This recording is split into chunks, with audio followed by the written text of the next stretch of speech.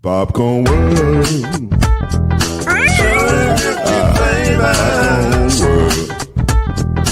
Popcorn World.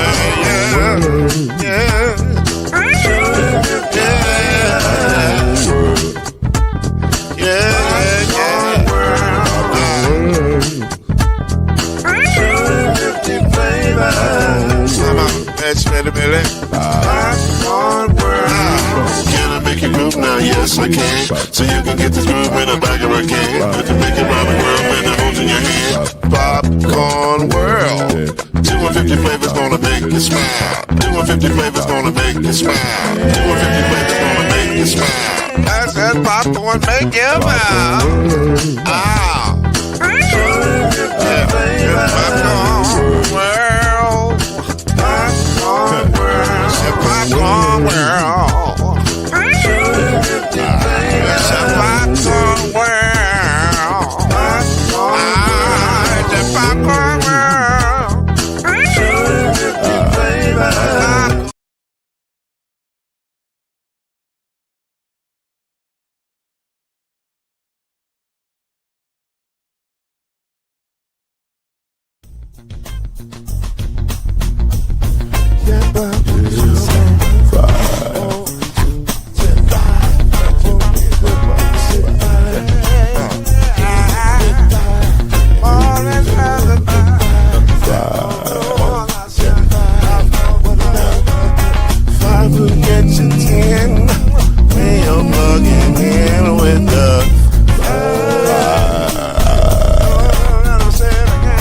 There's no mystery.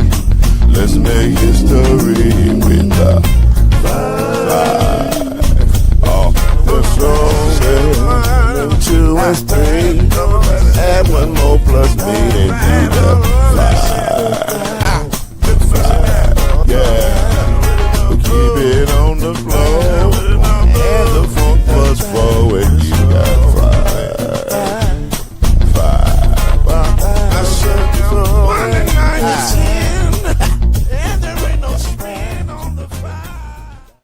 Yo.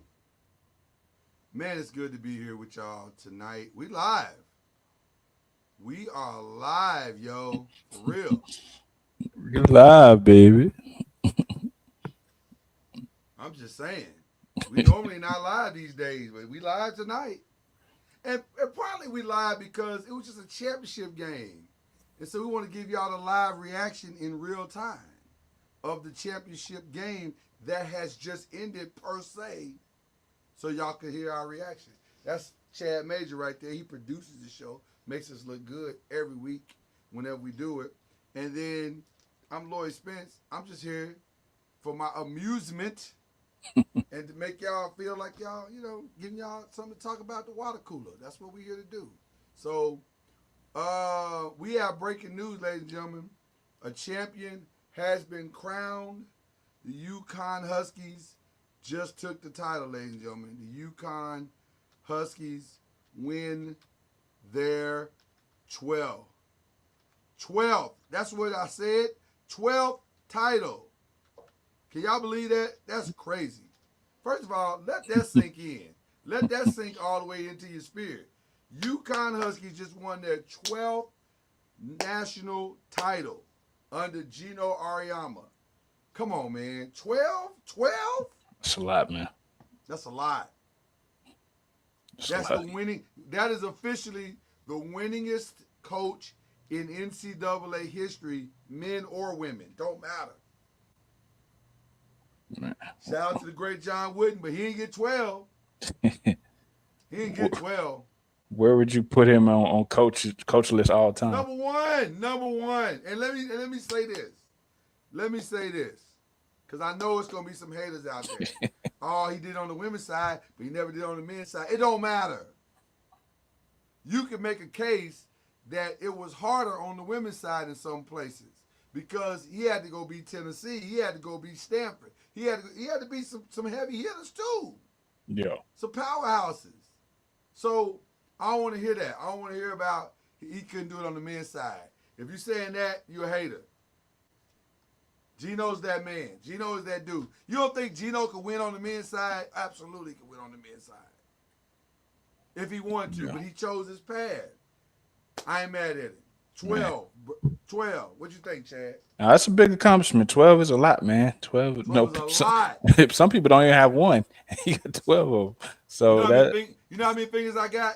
10. You know what I mean? I don't have 12. Yeah, for sure. So I mean, that's definitely he's had great talent come through that UConn locker room, and he just keeps assembling those talented players. So I'm just kind of curious how long he's going to keep doing this thing.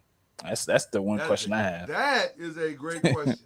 Yeah, that is a great question because how long will he keep doing it? How long can he keep going?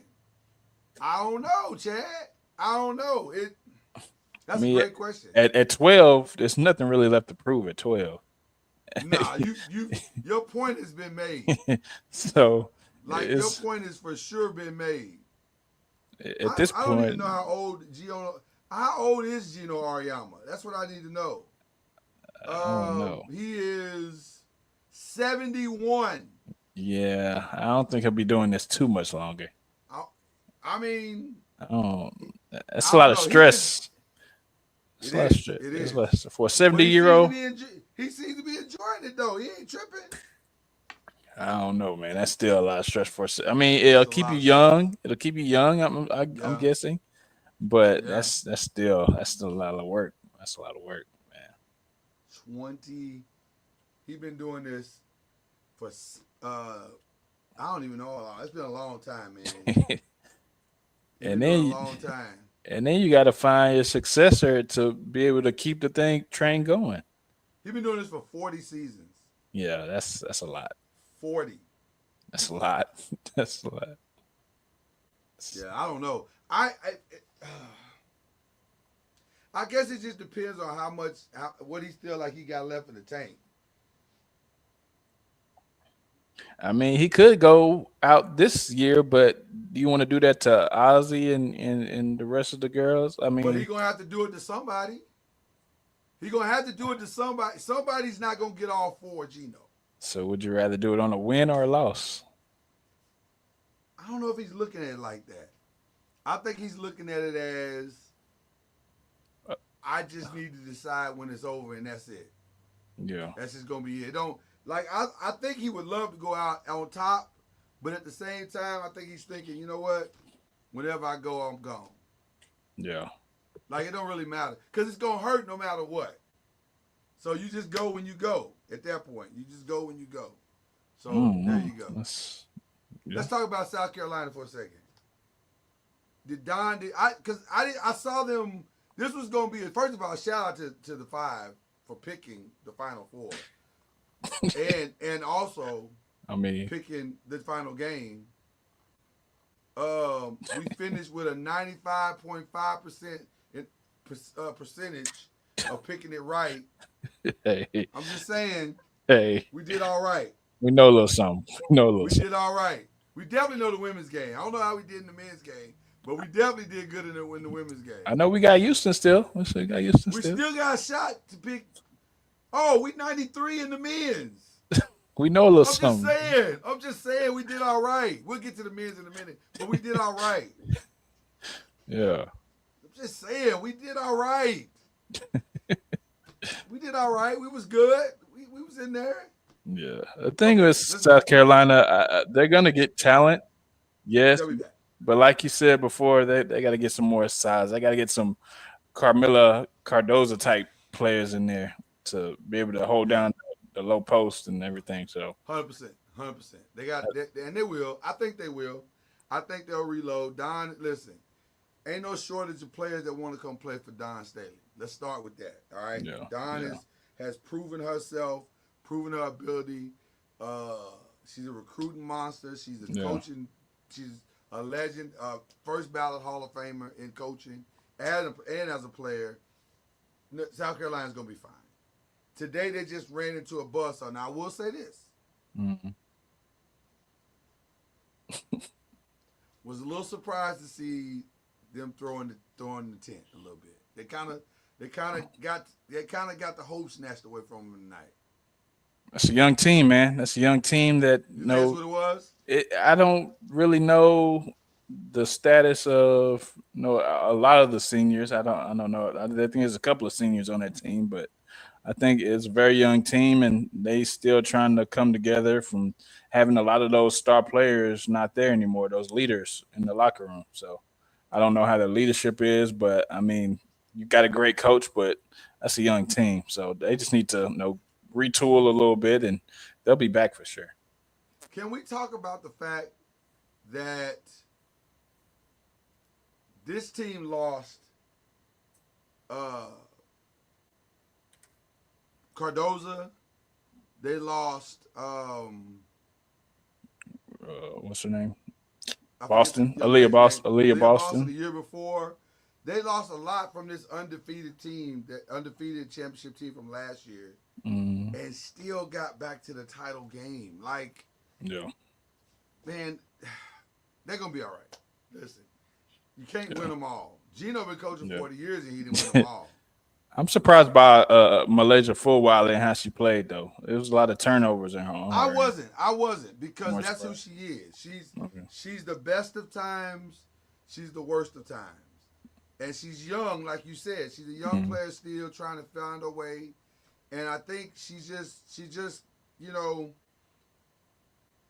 the, she. It's one thing to be able to hide in the moment behind those upperclassmen that are just so, and you're not being asked to do a lot of things. yeah, But this year, her role changed significantly, and it's going to change next year significantly. And she's got to learn, she's got to be willing to take that next step as a point guard of being able to step into the role of dominance, but also balance and being able to play both sides of the court. And she's learning. She's mm. learning. It was better this year. She's had a bad night, and I think she'll be okay. I think she'll be okay long term. Do you think she'll crack the starting lineup at some point? 100%. She'll be the starter next year if she stays. That's the other thing. You know, and it, they may have to. They may have to. It's a business. It's a business. They may have to Yeah, come up with a little change to keep her. You know what I'm saying? But maybe. I think if she stays, yeah, she'll crack the starting lineup. She'll be fine. She'll be fine. But shout out to South Carolina, man. A For great, sure. great squad, man. They're the real thing. They are the real thing. They are Sure. the real thing. Um, so now let's head over to the men's side. Let's talk about last night. We start with Florida Auburn. I was not really surprised at that outcome, simply because Florida has been playing amazing, Mm, and Auburn has had to fight for pretty much every win they got. And then you got Janai, who was not 100%. So I kind of get it. I'm not taking anything away from Florida because, but Clayton was insanely good. yeah. That's an understatement. That is a gross understatement. He was insanely good. He dropped 34 of them things on him. But I just didn't think coming into this game that Auburn was playing their best basketball, and without Janai Broome being 100% healthy and being it, because he didn't hit any threes, he didn't shoot great from the field. He's the engine, and without the engine running as smooth as it can, I just thought they were going to struggle, which they had a game. They were playing great, and then it just, man, Clayton just went off. Like Walter Clayton just went off. And, Yeah. and then Elijah Martin did his thing. I mean, ball game. You know what I'm saying? Yeah, I mean Clayton. I mean the game was close. If it wasn't for Clayton's 34, I mean we'd be having a different story. We're talking about Auburn at this point. If Clayton would have scored 10 points less, we could have still been talking about Auburn at this point. But Yeah. I mean it was fairly close. I mean he had to put up those many points to have them advance. But I mean, they played the way they supposed to. The bench for either team didn't play too awfully great. The people that got in there, they didn't really make that much of an impact, other than Hall for Florida. He had 12 points. But I mean, like you said, the hot team is gonna be the one to come out of it. So Florida's a hot team at the time, and Auburn is up and down, and so they unfortunately got the short end of the stick. So Janai Broom, Auburn didn't have their closer. Florida did. And here's what's common in both games as we go over to the Duke side of it, Duke and Houston. mm, You cannot win in March without great guard play. I don't care how good. I don't care how good your you've interior been saying that is. for a while too. You've been saying that for a It's while. the truth. I mean, I have not seen it yet. I haven't seen any championship team win yet without great guard play. You can't. Your guards, the head of the snake has to be strong, and that guard play has to be significant. Or I just don't think you can win in March. And Walter Clayton was insanely good. Like he was insanely good.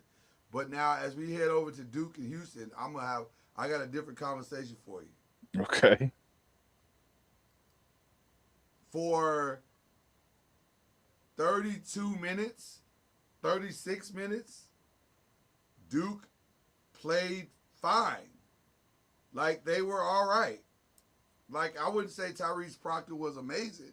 He wasn't, but they were up by as much as 14 at one point. And they were up the entire game. And then that last 5 to 6 minutes, man, the bottom just fell out. And the one thing I'll say that was amazing about Houston is that they never deviated the entire game from what they do. They kept pressuring Duke to make those shots. They kept pressuring Duke to keep pressure on them. Like if y'all gonna beat us, y'all gonna have to score to beat us. And when Duke got cold at the 35-minute mark or 36-minute mark, it was just like they couldn't find the 1-3 that Cooper Flag hit. I thought, okay, well maybe that's the backbreaker, but Houston was like, "No, man, we ain't going nowhere." And then I got to give it up, man, to Coach Kelvin Sampson and the Houston defense. That inbounds play where he got the three, he tried the three and ended up getting the dunk. You can't coach that better than that. Like that's a masterclass tape for kids all across America to look at and say that's how you coach inbounds under pressure basketball right there. You cannot do it any better than that. And I just think Houston's will to win, coupled with L.J. Cryer's unbelievable guard play, like he matched. Cooper Flag was outstanding, but L.J. Cryer was equally as outstanding. Yeah. And again, that's the difference, man. When a guard is dominating in the NCAA tournament, the numbers say you got a better shot of winning. And so I've been saying all along, I didn't know if a singularly led superstar player team could win, and it looks like that was not the case. Cooper Flag was the best player. Houston was the best team in that last 5 minutes, and that's all they needed. They stayed around, and ultimately they got the win. The thing is that your team has to know how to close. Houston's been there, in this conversation, Elite Eights, the Final Fours for, a couple years now. So they kind of are, kind of used to the things going on in that particular element, and they weren't shying away from that pressure. And Kelvin Sampson was definitely known to coach good under that pressure. And it's just that the Duke, they have a good player. No, he's going to be the number one pick, I'm sure. If unless he doesn't want to go to Utah and he stays. So I mean, it's How you just just that. giving Utah the number one pick? How you just handing that over like that? I mean, it's just I mean, ping yeah, ping pong balls, man. Just the ping pong ball probability. You think he's going to Utah? Wow, that would be interesting. Okay, I don't think if he doesn't want to, he's going to stay at Duke. He'll But, stay, exactly. Yeah, but I mean, I just think that like you said, one player is not going to win you the game. You have to have a team effort, and Houston has been there before, and LJ Cryer has been under those lights before. So it's just knowing how to close, and they definitely know how to close. So I think that's they did an the difference. amazing job. The 2 free throws by Roberts at the end of the game. I mean, come on, man. You can't get no more clutch than that. Like, he knocked those down. And I love the story that Kelvin Sampson said about the kid who shot 150 free throws a day. A day, just to get prepared for that moment. And he was ready, man. He knocked him down like it was nothing. I was like, bam. Yeah. And then, to juxtapose that, I think it was Proctor that shot the last 2 for Duke, and he missed the front of the one-on-one. Like, listen. Yeah. Man, it was a shocking ending because Duke led that game the entire game. For 36 minutes, they looked like the team of destiny. And then the last 6 to 4 minutes, whatever it was, it just, the bottom fell out, man. It just completely fell out. So now we got Duke. Now we got Houston. Now we got Florida. On record, we are on record as picking Houston to win the whole thing. Do you see anything that would dissuade you from that at this point? Only thing that I know to see to dissuade me is personal reasons. Because one of my friends that passed away this year, last year, he was a big Florida Gators fan. But then again, my mom, she graduated from U of H, so it's kind of like, you're in a bad place, bro. Yeah. So, but I'm sticking with my U of H. Stick with your U of H. I think your friend would be like, listen, you got to root for mom. Yeah. I think Florida will once again. Houston's opponent, Florida, will have the better player in Walter Clayton. But I think Houston has the better team, and if they play defense, if they play the entire game like they played that last 4 minutes, they're going to win that game going away. I don't know if they can, but I know they won't quit. And they're going to fight to the end. So it's going to be an interesting game. Would you double team him? Would you double team him to get the ball out of his hands? Make somebody else try to beat you? Or just play him straight up? I think I would have to throw him some looks that he's not prepared for sure. And make it challenging for him to just go do what he does. I don't know if I'm going to give him free lanes. I think I'm going to probably put a lot of pressure on him that he may not be ready to respond to. Throw some folk in the passing lane.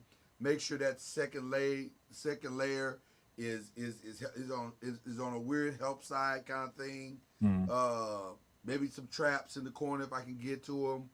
I got to throw him some looks he's not prepared for. That's what I got to do, and throw him off his game. And then we got to be 40. I mean, we got to be 40 minutes. Mm-hmm. That's the thing. We got to be 40 minutes all in. There's no tomorrow. And I'm gonna tell you, man.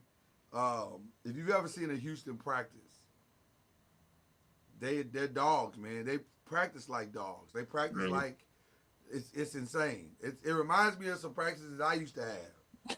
Like, for real talk, like just diving on the floor, you going at it. It's just, the drills are physical. It's just you're taught to be dogmatic, and so I think Houston can pull this off, but it's going to take all 5, all 7, all 8, however deep they go, and they're going to have to go all in, and they're going to have to commit to slowing down Walter Clayton. I don't know if you can stop him. Yeah. Nobody's proven that they can yet, but you got to put some pressure on him. So. If he has a good game, do you think he'll be a first round lock? Because he's a senior this year. So. Right. A first round lock? Yeah. Scoring is such a big deal, man. Because he's like a Steph Curry body type prototype. No. No. I say his body type. I say his No, body I type. don't even want to say that. I don't even want to say that. I'm, I would even. I say I'm not he's saying more play Fred. style. I'm saying body type. I would say not, but I don't even agree with that. That's what I'm saying. I would say he's more Fred Van Fleet. That's probably his. That's probably his pro comparison, because he can score.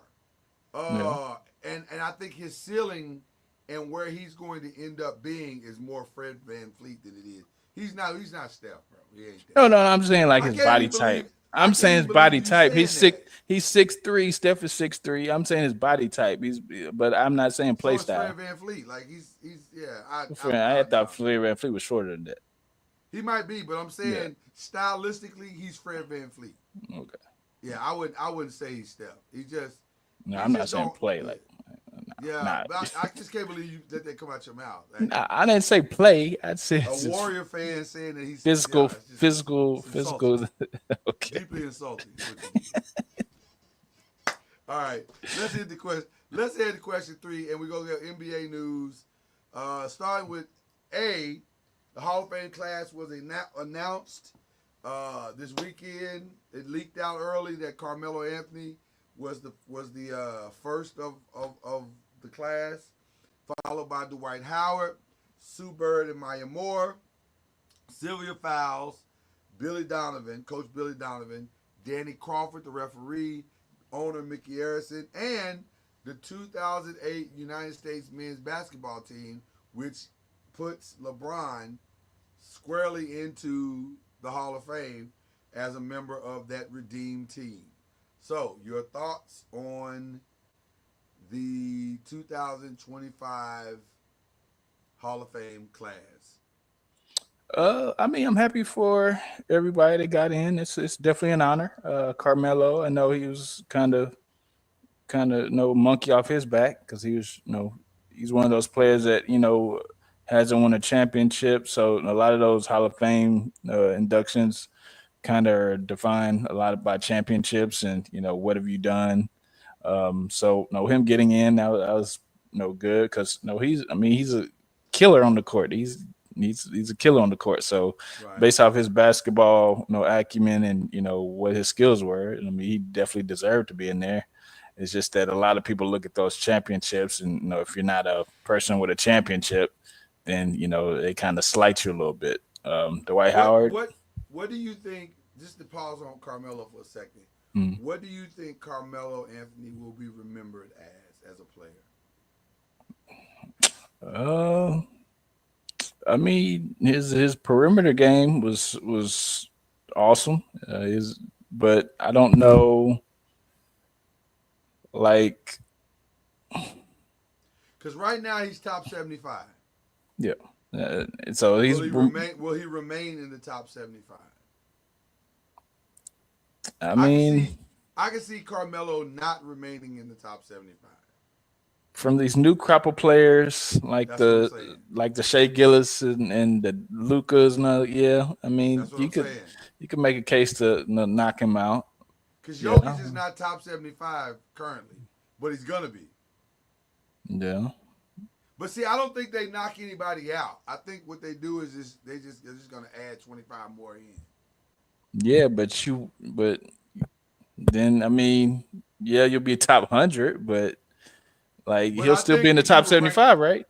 Well, sort of. But I think in my humble opinion, if I was ranking it, I think I'd probably end up moving him down. Probably move you have to him down re-rank, now. right? Yeah, re-rank. Yeah, I would, but I don't think they're gonna re-rank. I don't think that's how it works. Yeah. But I think if you played against him, he was a problem. It's a bucket, yeah. He was a bucket. He was a problem. He was virtually unstoppable from scoring. However, they're definitely gonna knock him for the titles. They're definitely gonna knock him for the playoff runs. Only one conference run that I can think of, and that was against Kobe in Denver. Mm-hmm. Yeah. And just wasn't able to singularly get any team other than that Denver team to anything beyond a first or second round exit. But I don't even blame him for all that stuff that went in New York, because I don't think that was all his fault. No, it wasn't. He definitely didn't really have that much help in New York. And, Um, and by help, I'm saying on the court and off. Phil yeah, Jackson, for as great as a coach as he was, he sucked as an executive. yeah, He's for a sure, horrible executive. for sure. So I can't even be mad at Carmelo for that. So I wonder how kind history will be towards him. If you know, you know. Like Mm, Carmelo was a bucket. He was yeah, automatic. But I think history's not going to give him his just dues. I think. Now Syracuse, that's one of the greatest championship runs I've ever seen. mm, It was one of the greatest I've ever seen. But I just think as a whole, it's going to look, history's going to, when we look 10, 15, 20 years from now, we're going to be like, oh, yeah, Carmelo Anthony, yeah, he can play. It'll be that. It'll be kind of yeah, like what we do to Elgin Baylor. Elgin yeah, Baylor was amazing, but people don't talk about Elgin Baylor yeah. the way that he probably was during this time. Facts. So there you go. And then you Yeah, say Dwight Howard, I think what saved him was that championship. and I think what saved him to be a first ballot, because I think he is a Hall of Famer. But Hmm. what saves him ultimately is the championship and the class that he gets to go in with. Like there Yeah, wasn't anybody yeah, in this finalist group that you could justifiably say Dwight Howard wasn't better than. facts. So then it works out for him. Sue Bird, Maya Moore, Sylvia Fowles, no brainers. Yeah, automatic. No brainers. Automatic dogs, amazing players, legends, all three of them. I'll even argue and say this, because I've been a WNBA fan, as unlike some people, not you, but I'm saying Yeah, unlike yeah, other people who are yeah, late to the party, just got here because Caitlin Clark got here. yeah. Maya Moore could still be winning championships as good as she was. Like she was, the league was thankful that Maya said, I'm about to go pursue some other things. There was a lot of people that breathed a sigh of relief when she left. Because they were like, oh, thank God. Yeah, Because her and Sylvia Fowles and that whole Minnesota squad, woo, yeah. They were they were tough, they were something. So tough. Maya was amazing. Sue Bird was amazing. Sylvia Fowles was amazing. Billy Donovan, you can make a case for that 2 years or that those years in Florida and those two back-to-back championships that they won with Joakim Noah and Al Horford and all those guys. Yeah, Those squads were amazing. Danny Crawford is a legend, legendary referee, so I get it. Mickey Harrison, I mean, I think he's a legend. I think what he did in Miami is legendary. yeah. Um, is it more legendary than what Pat did? Uh, Does he win any of those without Pat? Because his greatest hire is probably Pat. he doesn't win. No, he doesn't. Okay, so the smartest thing Mickey Harrison did was to hire Pat and get out of the way. Yeah, I mean that's what you should do. Hire a basketball Yeah, mind and get out the way. he hired a true basketball savant and then moved out the way, and that was the smartest thing here. And he got him to the Hall of Fame. So there you go. And then there we go. 2008 men's team, also known as the Redeem Team. That's Carlos Boozer. That's Jason Kidd, LeBron James, Deron Williams, Michael Redd, Dwayne Wade, Kobe Bryant, Dwight Howard, Chris Bosh, Chris Paul, Tayshaun Prince, and Carmelo Anthony. That is a formidable squad. Yeah, And yeah, you get the first time entries of LeBron James and Dwight Howard and Chris Paul to that squad. You get the probably wouldn't be there if it wasn't for this team entries of Carlos Boozer, Deron Williams, Michael Redd, Tayshaun Prince. you don't think Who's Tayshaun not? Prince will be a Hall of Famer? I don't think so. You don't think so? I don't think so. You think so? I mean, he got ships. He got one ship. Dwight Howard got one ship too. Yeah, but Tayshaun don't have the other accolades that go along with it. Hmm. I don't think he would have made it. But it don't matter now because he's a Hall of Famer. Yeah. It don't Yeah. matter now. He's a Hall of Famer. You know what I'm saying? Yeah. So don't matter how you got there, you're there. You're there, yeah. I Right. don't know. He's one of them key members of them championship teams, though. Deron Williams for sure wouldn't have got there. And by the way, there was a time when Deron Williams was one of the best point guards in the league for sure. But he wouldn't have got there. He wouldn't have got there had it not been for this squad. Shout out Deron Williams from the Colony, man. From the Colony, baby. Right down the street. If you know, you know, right? Yeah. So yeah, but yeah, he wouldn't have got there. He wouldn't have got there. He wouldn't have got there. You know he wouldn't have got there. Come on now. We don't know, man. We don't know. Yes, we do. Yes, we do. I love Deron Williams. He's an amazing player. Texas legend. Would not have gotten to the Hall of Fame had he not been on that squad. I guess we'll never know. Michael Redd would not have gotten to. And Michael Redd could ball. Michael Redd got a solid career. I don't think he'd have made it to the Hall of Fame had not been for this squad. But it don't matter. Don't matter. He there now. He there now. So scoot over some other people. He in the Hall of Fame. There it is. So there it is. So I like the class. It's a good class. Yeah, that's cool. Solid class. Solid class. All right. Let's talk about NBA basketball for a second, man. Who is the East best squad? And before you answer, sir, let's take a look at the current standings as of this time on Sunday, even though the games are not done. Mm-hmm. Cleveland is trying to put away a desperate Sacramento Kings team right now.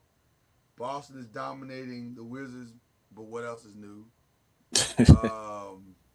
Chicago solidly in the 10th spot, or 9th spot now. I apologize. They moved up to the 9th spot. Miami Heat have dropped to the 9th spot. But they are in the play-in right now, so they're solidly in the play-in game. Matter of fact, let's just do this. You know, if you watch it live, let's bring you into the flow. Here we go, right here. Shout out to ESPN who's giving us this courtesy.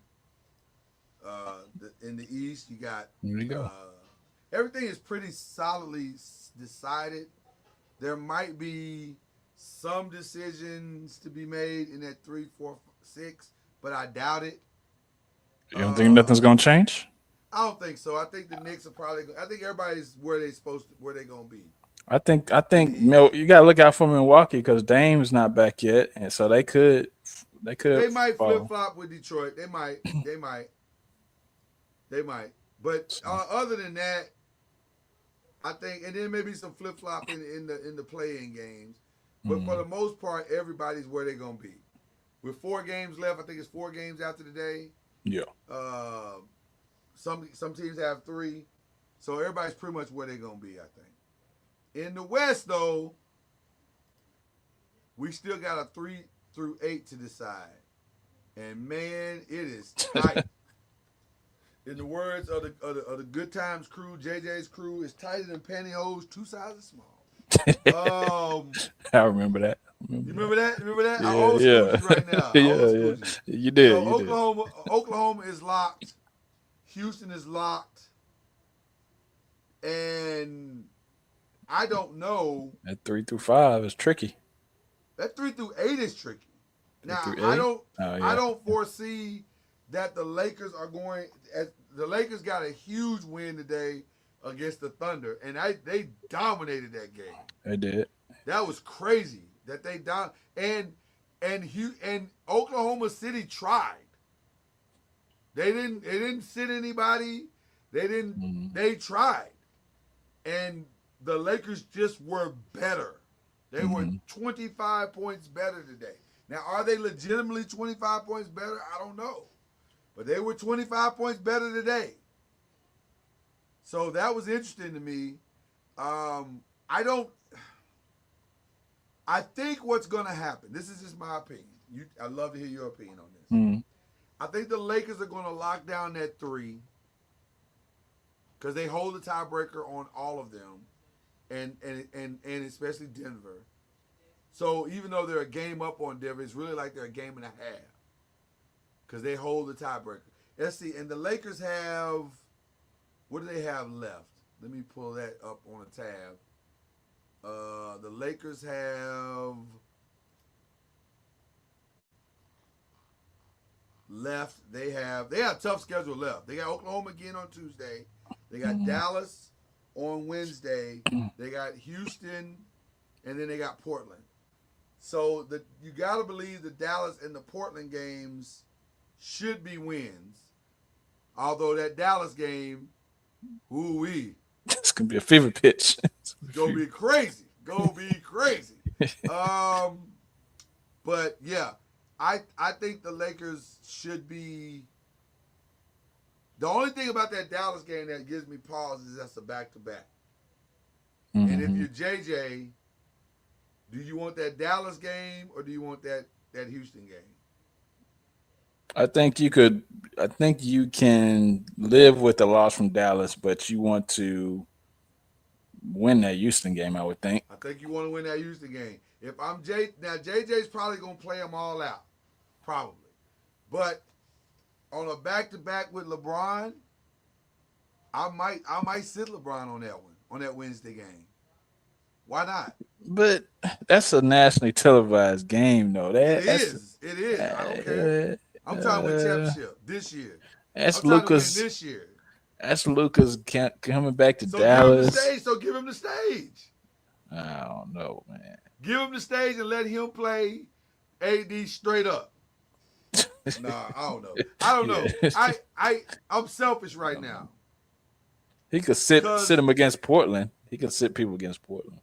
Oh, listen, I don't expect anybody to play in that Portland game. I would think if they can win against Oklahoma City, Dallas, and Houston, ain't nobody playing in that Portland game. He could sit him against the Oklahoma City since they already beat him today. I wouldn't do that though. I'd go ahead and get Oklahoma City one more time if I can, because I'm trying to send them a message too. Like, we gonna be here. Are y'all gonna be here? No. We gonna be here. That's what I would do. I'm depending on where we are come Friday, I might sit them both games. No. Like, if I get Oklahoma City and Dallas and the Nuggets can't get that 3 spot,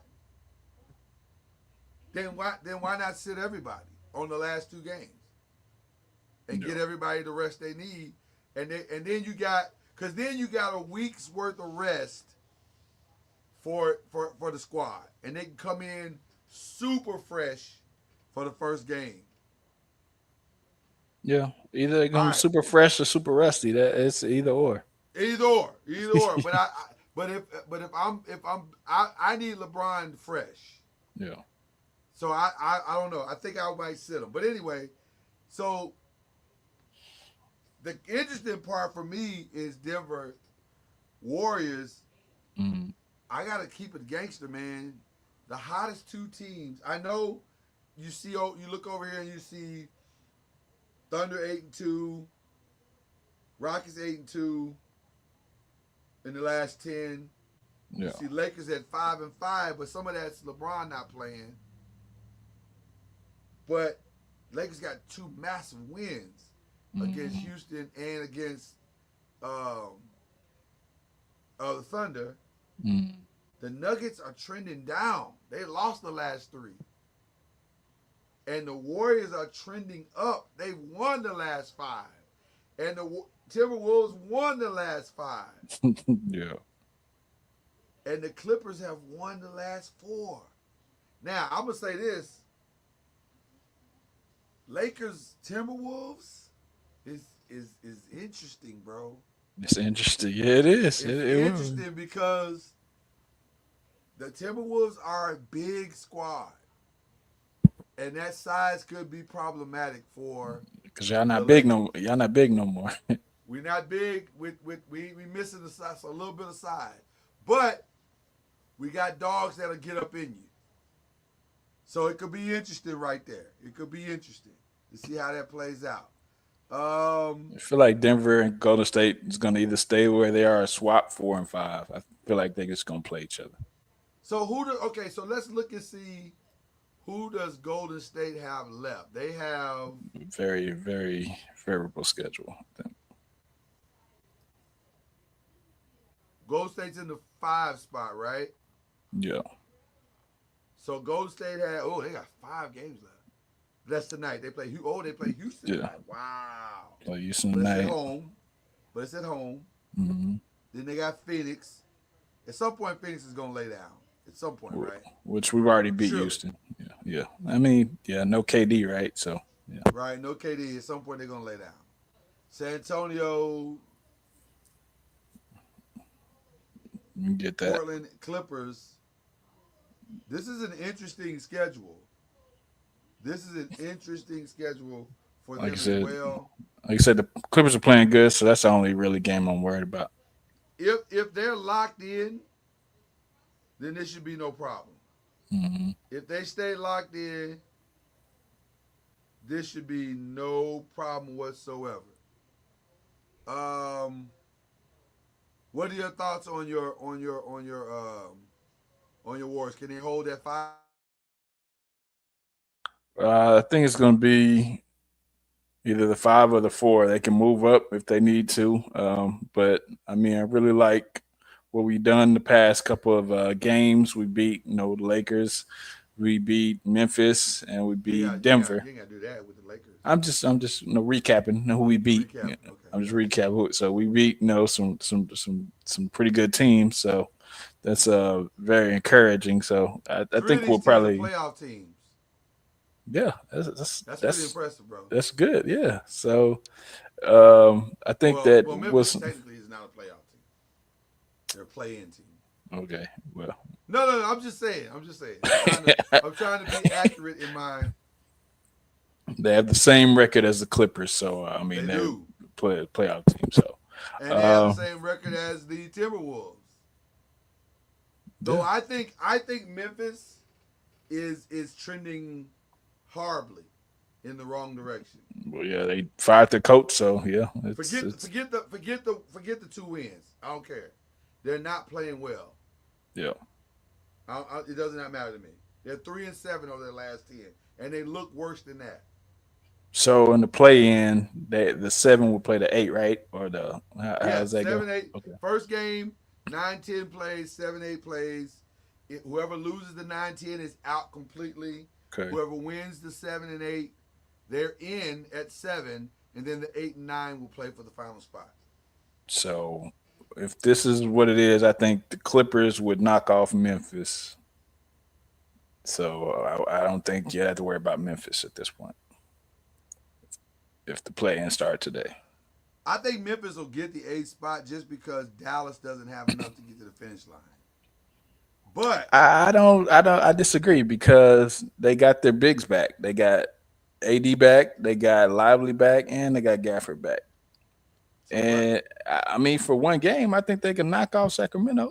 They don't have anybody that can stop Ja Morant if Ja Morant is playing like Ja Morant. He's not gonna be there because LA Clippers gonna knock them off. No, if they win the first game, they'll get another game. Memphis is not gonna win. That's what I'm saying. They're gonna play LA Clippers and they're gonna lose. You're saying Dallas is gonna beat Sacramento, right? Yes. You're saying the Clippers are gonna beat Memphis, right? Correct. Okay, so then that means Memphis and Dallas will play for the 8th spot. Oh man, okay. Yeah, that's what I'm saying. They're gonna get 2 games regardless. Well, they just beat Memphis, so Dallas can beat Memphis. They just beat them. Can't argue with that. That I can't argue with. I don't know. I think if you're the Lakers, you'd rather see the Clippers fall into that 6th spot. I think that's what you would rather see. Minnesota or Memphis somehow falling into that 6th spot. Either one of them is an easier route to me if you're the Lakers than it would be for Minnesota. Minnesota could be challenging. Yeah. But the number one thing that you did do if you're the Lakers holding on to that 3rd spot is that you avoid the Thunder until the Western Conference Finals.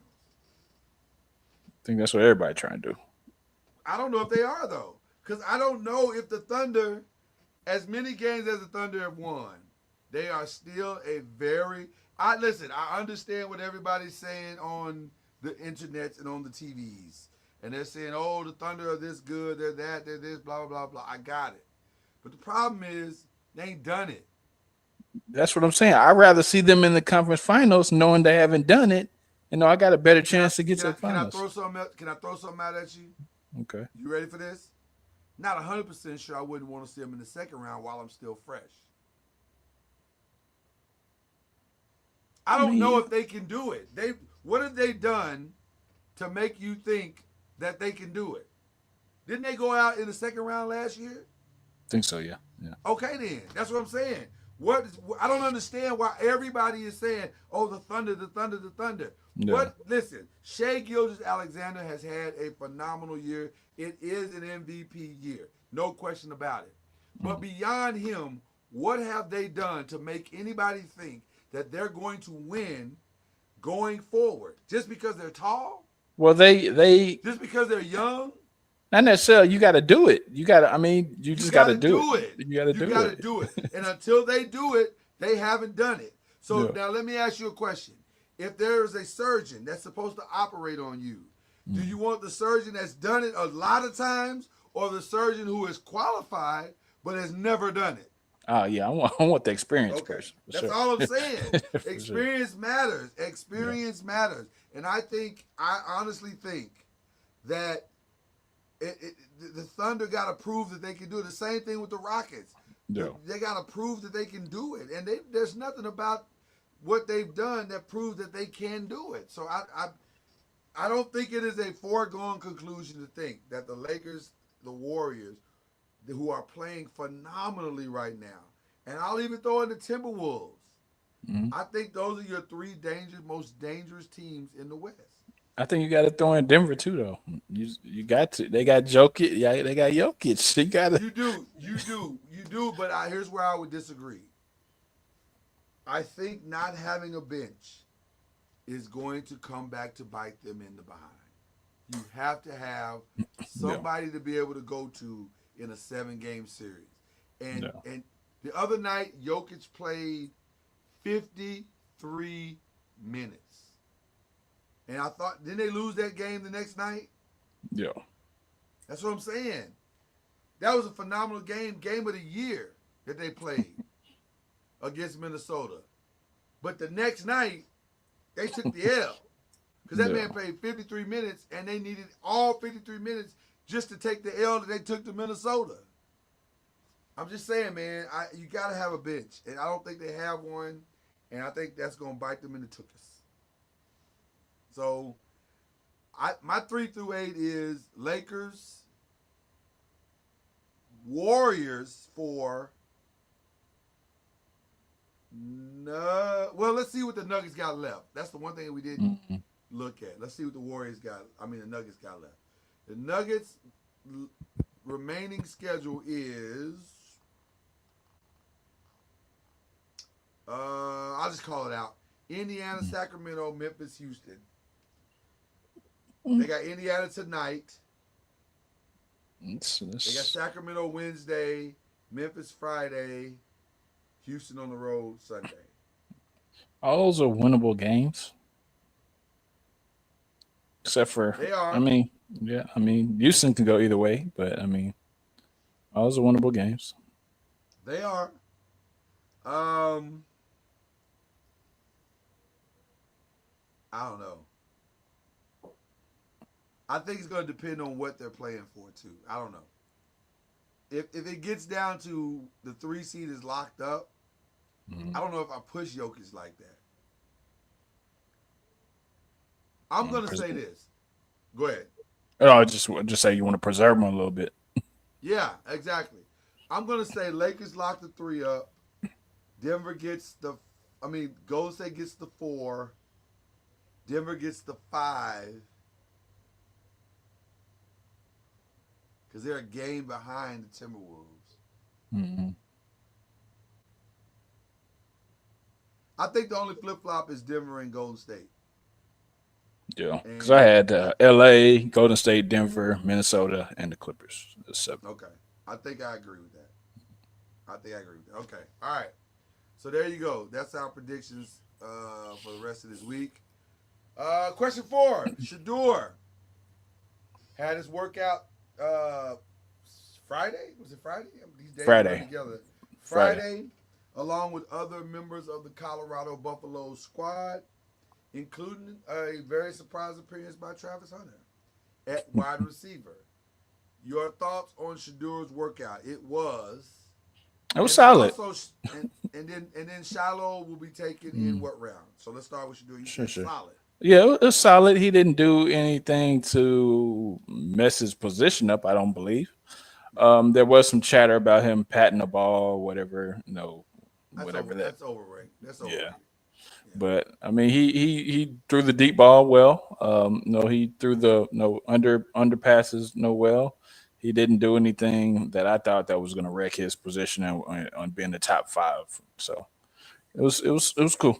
It was cool. Shiloh, he ran a 4. I keep getting like I've heard some disparaging. 4.45. Yeah, I've heard some four yeah. five to somewhere in there. He ran. Whatever it is, 4.4, 4.5, still It's a good for a solid safe. number. It's a Yeah, solid still number. still good for a safety.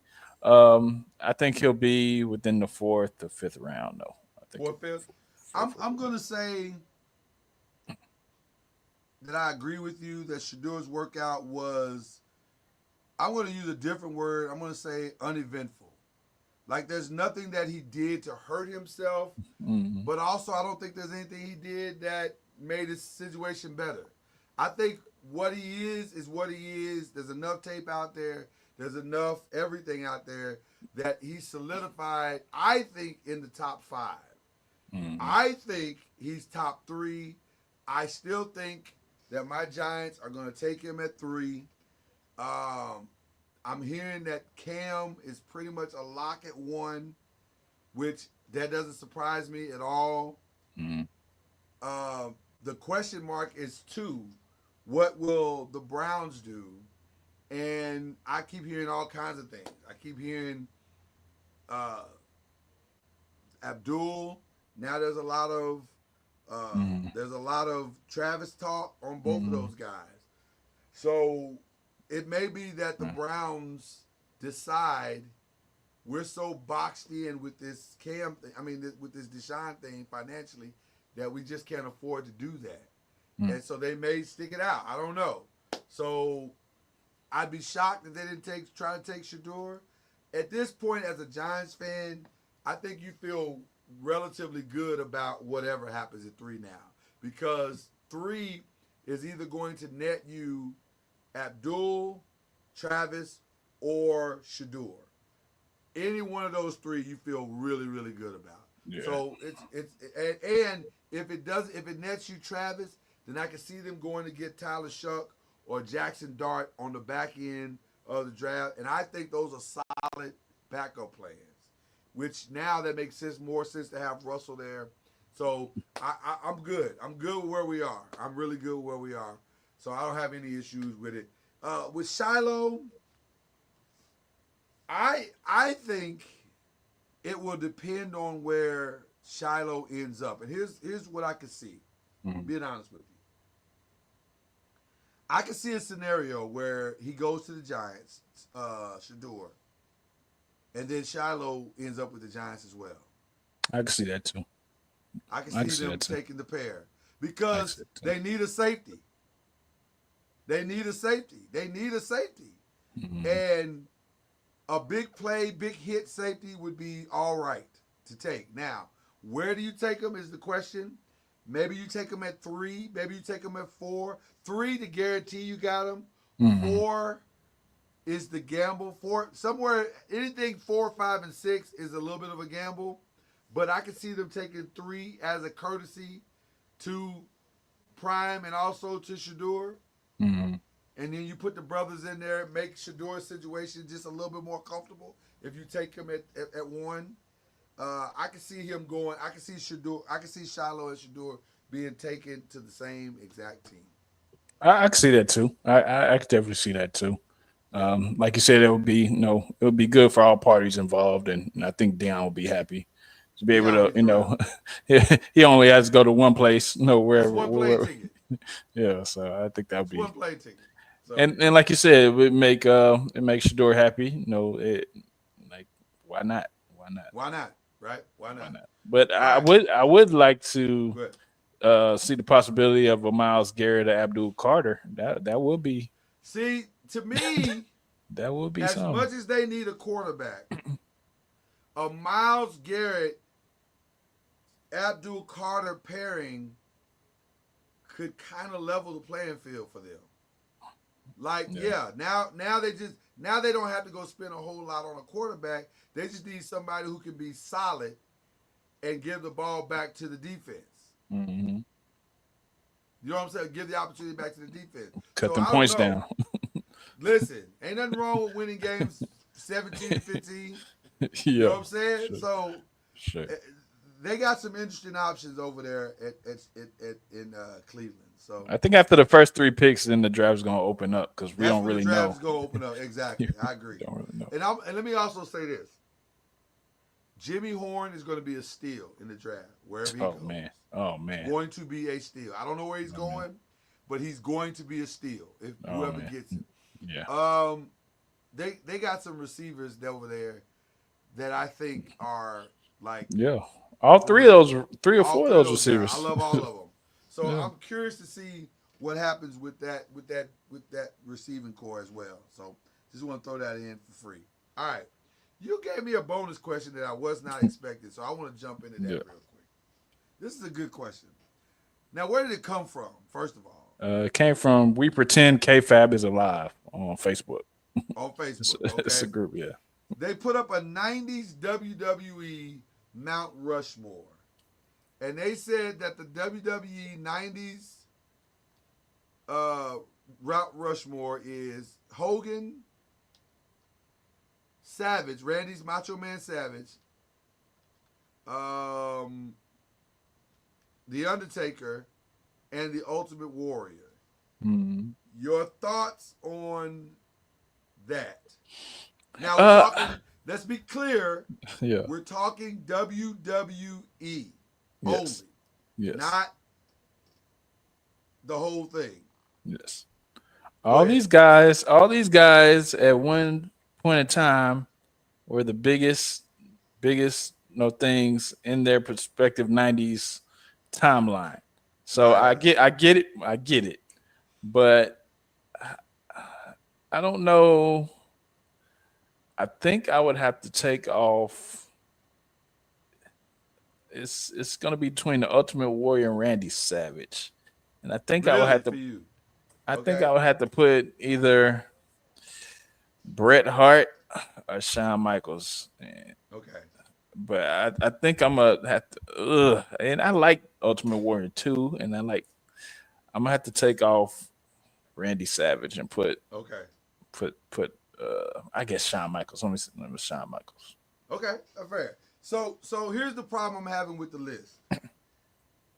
We're overvaluing and misappropriating Hogan and Okay. Savage. Okay. To me, Hogan and Savage were both 80s dominant in the WWE. And the Ultimate Warrior. The Ultimate Warrior was 80s dominant. Okay. So right there, all three of them are gone for me. Okay. Right there. Because they were 80s dominant wrestlers. Now, you look at The Undertaker, and yeah, he started becoming dominant in the 90s. Mhm. He won against Hogan in 91, won the Royal Rumble in 97. But you can argue the backside of Undertaker's career was when we started really paying attention to the streak, that's when The Undertaker was like that dude. So Yeah. I think this is going to maybe shock you. I think I would throw the whole list out. Okay. Okay. I think you got to start with Stone Cold because And he was strictly 90s, right? It started in 90s. he won the King of the Ring in 96. Okay. That kicked off Austin 316. Okay. And from 96 on through, He won 3 Royal Rumbles, 97 and 98. Okay. And then he ended up winning 2001, but he won 97, 98, and then he won the WWE Championship 6 times in the 90s. So you got to put Stone Cold in there in the 90s. Okay. That was his decade. So I think I would start with Stone Cold. I think I would go to Bret Hart for sure. Bret was amazing in the 90s, especially early 90s. I think I would put Shawn Michaels in there as my third. And then WWE, my fourth. You know what?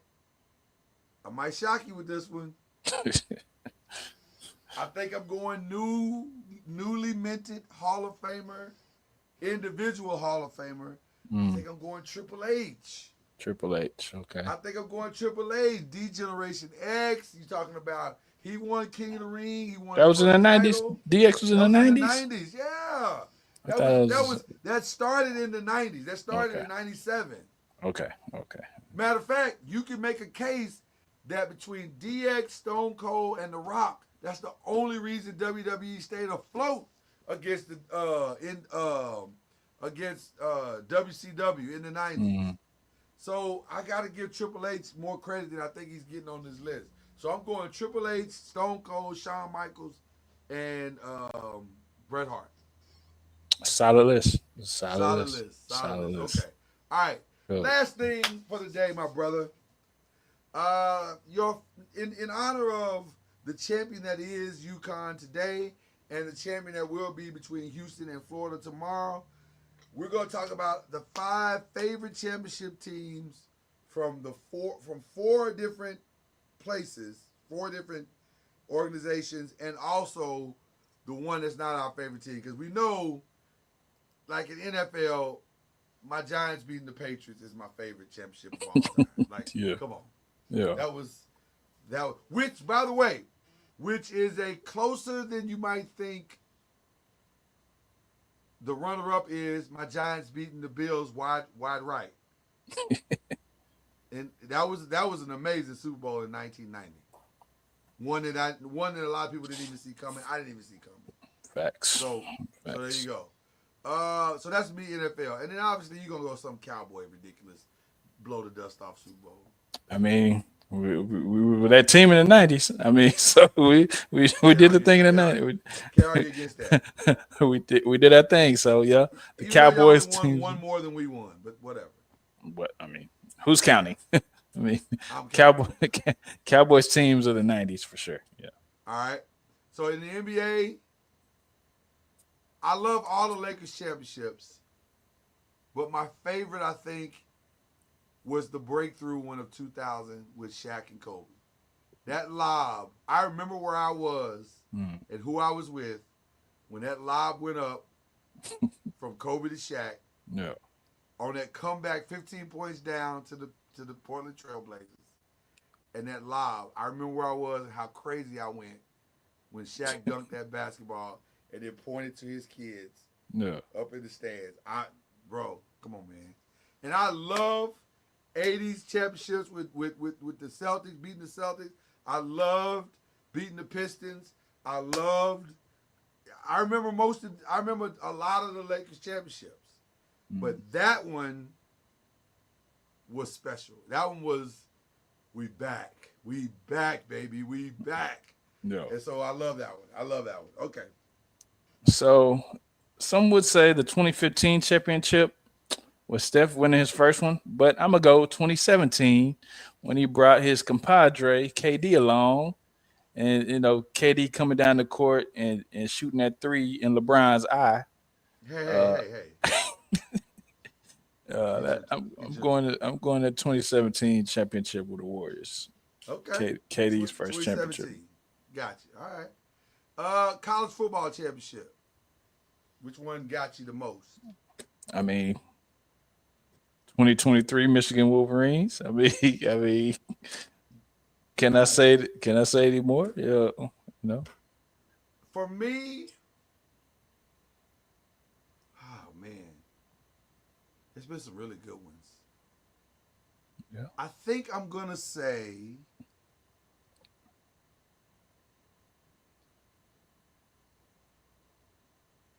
You know, one that is forgotten, if I'm not mistaken. Let me look it up and make sure. Mm-hmm. But see, that wasn't technically a national champ. The problem with this question is that in my life I've lived through actual national championship games and assumed national championship games. What's an assumed championship game? Remember, there was a time pre-BCS. This shows how old I am. Pre-BCS, that the decision didn't come to a game. It came down to writers' votes. All right. And so, got me there. yeah. So I'm a little conflicted about the question. So I'm gonna go. Let me see. I may have to stick to actual college national championship games, like real ones. Yeah. And so based on, because the BCS, that lasted from 98 to 2013. So, and then after that, we had what we have now, or some version of what we have now. So I'm going to go, let's see. This is tough. This is really tough. And I got to go.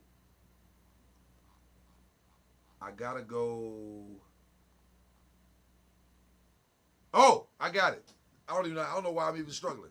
My favorite championship game of all time, USC Texas. Yeah, that was a good one. I could make a more than solid case that was the greatest championship game of all time. That game was amazing. Amazing. It was. So three Heisman Trophy winners. A battle back. Yeah, that was the game. That was the game. Okay. College basketball championship. What's your favorite? My favorite college basketball. I'm gonna go with Kevin Ollie replacing Jim Calhoun, 2014 UConn. That was a good one. Yeah, it was in Arlington, Texas too. So that was close to home. And a shocking one. Yeah. The petty in me should say Louisville, Michigan. Don't do it. Yeah. The petty in me should say that. But I mean, right? it was vacated. So I mean, you were there. You saw it. Yeah. You were in the building. You saw it. I saw it. I don't want to hear nothing you talking about right now about vacation. You saw it. Vacated. Okay. However, vacated. Yeah, you know what it was. But I'm not going to say that. Believe it or not, I'm not going to say that. Okay. I offer up two very solid ones. Number one, it's the most forgotten dominant team I think in the history of college basketball. And I can't believe as a diehard Louisville fan, I'm saying this. But that 96 Kentucky team was incredible. And they never get their just dues. But they were incredible. So Facts. I offer them up just for conversation. But my final answer is my favorite, my personal favorite, was the 94 Arkansas team that beat Duke. Solid. I love it. Solid. Corliss solid. Williamson, Scotty Thurman, Corey Beck. Solid. That's my squad. Love that team. Love that squad. All right. Favorite championship that is not your favorite team. By the way, obviously I have to offer up Texas Rangers winning their first title again. Come on. That was mine. That was mine. That's mine. That's gonna be yours for this That's answer? mine. That's that mine. was so dope, right? That was mine. But I can't offer that one because that's my favorite team. Yeah. So I can't offer that one. So I'm gonna say another one that I thoroughly enjoyed watching. Man,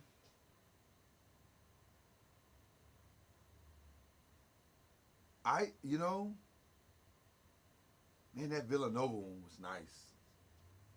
The one where they hit the final. You're talking about over Michigan? Yeah. Was that over Michigan? No, real talk. I forgot it was Michigan. Was that Michigan last three-pointer? At the I buzzer, don't. that was Michigan. We lost to Villanova, but I'm not sure if that's the one. I don't know because Well, that game, Villanova's been in a couple times. So I think that was North Carolina, wasn't it? I know we lost to Villanova, That was Jalen a hell of a Brunson. game. Yeah. But I think That you was a might hell be of a game. I might think be that the was a hell of a first game. time Villanova was in there. That Villanova was nice. No, you know what? Scrap that. My favorite, not my team moment, UNLV 1990. I had never seen a team that dominant in my life up until that point. I had never seen a team that was so much better. First of all, if you go back and look at that year, that Arkansas team, which was one of my favorite teams, was so good. They were dominating the SEC. And when they played UNLV that year, UNLV busted their tail. Like, it was like, I was looking at that game going, this is the game of the year. Arkansas going to be right there. This is their coming out party. And that UNLV team was like, nah. This is not your coming out party. Yeah. This is your reality check. And that team was amazing. So I'm going to say that that UNLV team, 1990, and when they beat Duke by like 20, 30 points, it seemed like you were thinking, man, Christian Laettner, Bobby Hurley, Grant Hill, that team was amazing. And they got donkey stomped out there. Yeah. So I'm going to give it up to that squad. That was. I do have a question for you, though. Okay. I don't know if you're prepared for this question. I'm scared, man. Could the Fab Five have beaten that UNLV team? No. Say who's on the UNLV team again? That was Larry Johnson. Okay. Greg Anthony, Stacey Augmon. Okay. That team was loaded, bro. That team had like 5 NBA players that had significant NBA careers. Of course we could beat them. Wow. Of course. I don't know, man. Of course we could beat them. That's a dream matchup, though. That's a dream matchup. But yeah. Of course we could. That's my favorite squad. So, all right. What a show. What a great show me and my little bro just did. Yes, sir. Yes, sir. Y'all yes, sir. It. You either watched it in real time or you watched it on the rewatch, but you saw it. That's all I'm saying. You saw it. All right. Let's do some shout outs, shall we? Collective shout out to the UConn women and South Carolina. Great game. Well, not a great game. It was a good game. It was a game, man. No, South Carolina didn't play the best. But shout out to UConn for winning their 12th. Shout out to South Carolina for being there. And then shout out to Houston and Florida for getting to the game. When we come back next time, there will be a champion crown. All right. With that being said, who you shouting out, little bro? First I'm gonna shout out you and your fam. Got to see you in person. Got to give you that hug a couple weeks ago. Wow, man. Wow, it was nice to put my arms around you. Yeah, man. Bad circumstances, but I mean horrible circumstances. But we saw each other. Yeah, it was great to see you and the fam. Appreciate you for blessing my son with his MVP ring. That's what uncles do, bro. Uncles do. He still got it around his neck and holding it. Should. Because that's what champions do. He's a champion. Yeah, man. Yeah. Shout out to No UConn women and the MVP, Ozzy Fudd. I like how her mom had that shirt on. Foot around and find out. Yeah, she was out of pocket for that one. But foot around to find out. But I get it though. I get it. I'm sure it's probably gonna go like hotcakes now, boy. But definitely shout them out. Just shout out the guys in the absence. Reggie, Cam. Posthumously Shake. Shout out guys. Yeah, man. It's just the Five Nation, man. Thank you for keep rocking with us, man. Appreciate all of y'all, man. Shout out to you again, you and your lovely wife. Thank you. For showing up, and appreciate being able to hug them and put the family around my neck for a minute. Needed that in a very difficult situation. Yes, sir. And again, shout out to just sports right now. It's dope. We just had a dope college March Madness. We're about to have an even doper NBA playoffs. I think we're about to see some really special things happen in NBA playoffs. I feel like I'll close with this prediction. I feel like a Lakers, Warriors, NBA or Western Conference Final is inevitable. It's something about the way these two teams are playing. It just feels like, and I'll be the first to say it. I don't care. I'll put myself out there.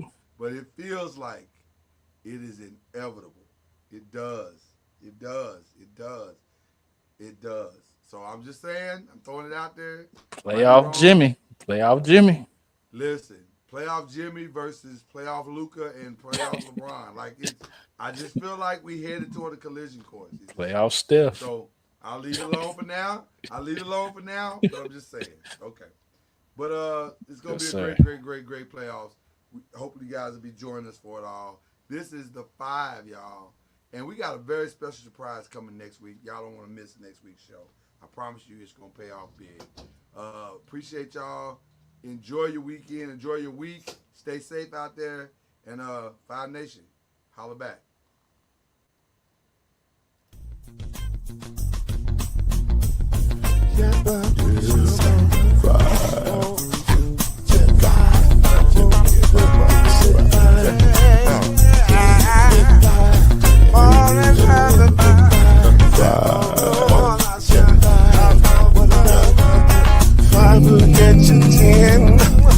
I'm plugging in with the